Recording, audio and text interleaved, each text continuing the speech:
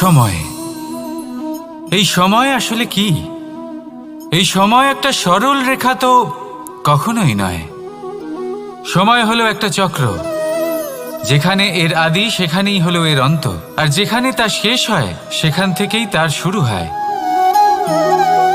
এই সময় একটা অত্যন্ত বিচিত্র চিন্তা, বিচিত্র ভাবনা, এ একটা বিচিত্র বস্তু যা কেউ বুঝতে পারেন না। এই সময়ের লীলা, এর কোনো প্রমাণ নেই, কোনো জ্ঞান নেই, কোনো পরিমাপ নেই। শুধু এটুকু আমরা জানতে পারি, যেখানে শেষ হবে সেখান থেকে একটা নতুন সূচনাও হবে। যা আজ আপনার কাছে আছে কাল অন্য কারোর কাছে যাবে, তারপরে তার কাছ থেকেও অন্য কারোর কাছে যাবে, তারপরে তার থেকেও ছিনিয়ে নেওয়া হবে। এই নিয়তির একজনের কাছ থেকে অন্যজনের কাছে আদান প্রদানের এই সময় হলো আপনার সময়। এই সময়ের সদ্ব্যবহার করুন, এই সময়কে বাঁচুন। আপনাকে শুধু এটাই সুনিশ্চিত করতে হবে যে আপনি কোন পক্ষে আছেন। আর সত্যি বলতে কি, আপনার জীবনের পরিণাম নির্ভর করে আপনার নির্বাচনের ওপর। আপনি কোন পক্ষ নির্বাচন করছেন। তাহলে মনে রাখবেন, জীবনে সেই পক্ষই নির্বাচন করবেন যা চয়ন করার পরে আপনি সুখ অনুভব করবেন, আপনি সন্তোষ লাভ করবেন, প্রসন্নতা লাভ করবেন। আর আমি এটাই সুনিশ্চিত করব যে এই পক্ষ যেন শান্তির পক্ষ হয়, এই পক্ষই যেন প্রেমের পক্ষ হয়। তাহলে চিন্তা করবেন না, আর আসুন আমার সাথে ভালোবেসে বলুন, রাধা রাধা। আজ আমরা আবার সাফল্য আর অসফলতার বিষয়ে কথা বলবো। সফল ব্যক্তি কে হয় এবং অসফল ব্যক্তি কে হয়, এই বিষয়ে আমরা আগে অনেকবার কথা বলেছি।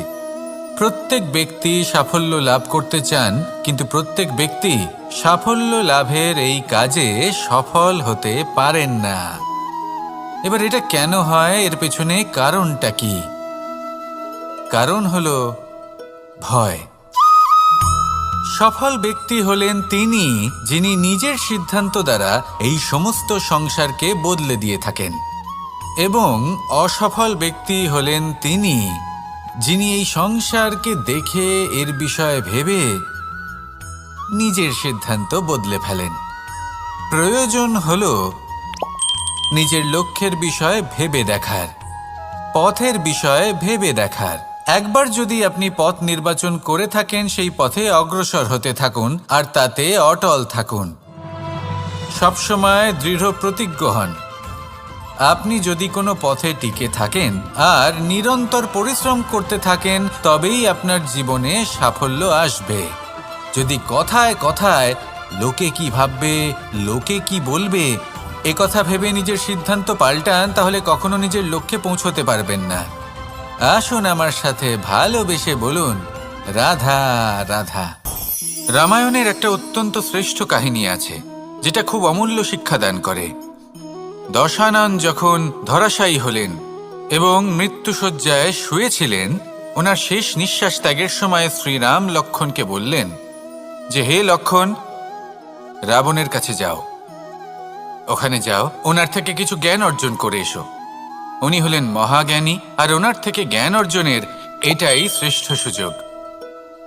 লক্ষ্মণ প্রথমে মানতে চাইলেন না, কিন্তু শ্রীরাম বোঝানোর পরে লক্ষ্মণ ওনার কাছে গেলেন, রাবণের মাথার কাছে গেলেন আর বললেন, দাদা বলেছেন আপনার থেকে জ্ঞান অর্জন করতে।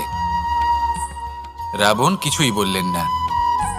লক্ষ্মণ বললেন, আপনি তো দেখছি খুব অহংকারী, মৃত্যুশয্যায় শুয়ে আছেন, শেষ নিঃশ্বাস ত্যাগ করতে চলেছেন, আর তাও এত অহংকার। রাবণ বললেন, নিজের দাদা রামকে ডাকো। শ্রীরাম এলেন, রাবণের পায়ের কাছে এসে দাঁড়ালেন। উনি নিজের হাত জোড় করলেন আর বললেন, হে মহাপণ্ডিত রাবণ, আপনি হলেন মহাজ্ঞানী, দয়া করে আমাদের কিছু জ্ঞান প্রদান করুন। রাবণ বিনম্র চিত্তে ওনার কথা শুনলেন, খুব বিনম্র চিত্তে ক্ষমা প্রার্থনাও করলেন, আর এই সংসার একটি অত্যন্ত শ্রেষ্ঠ জ্ঞান লাভ করল। এর দ্বারা আমরা ঠিক কি শিক্ষা লাভ করি? রাম এবং লক্ষ্মণ দুজনেই ছিলেন তেজস্বী, দুজনেই ছিলেন শ্রেষ্ঠ, ছিলেন বীর, ছিলেন বলবান। কিন্তু শ্রীরামকে মর্যাদা পুরুষোত্তম বলা হয়ে থাকে, কারণ উনি বীর ছিলেন, সাহসী ছিলেন। তার সাথে একটি অত্যন্ত গুরুত্বপূর্ণ গুণ ছিল, সেই গুণ হলো বিনম্রতা। এটা খুবই শ্রেষ্ঠ একটা গুণ। যদি কেউ আপনাকে কটু কথা শোনায়, তাহলে উত্তরটা আপনি বিনম্রভাবেও দিতে পারেন। এই বিনম্রতা এমন এক আবেগ যেটা দেখে মনে হবে কোমল, কিন্তু এটা ততটাই প্রবল অস্ত্র। এমন একটা অস্ত্র যা সকলকে নিরস্ত্র করে দিতে পারে। যদি আপনি সাহসী হন এবং বিনম্র হন, তাহলে আপনি বিজয়ী হবেন। যদি আপনি জ্ঞানী হন এবং বিনম্র হন, তাহলে আপনি অবশ্যই মহাজ্ঞানী হয়ে উঠবেন। তাই নিজের মনে বিনম্রতা ধরে রাখুন আর ভালোবেসে বলুন, রাধা রাধা।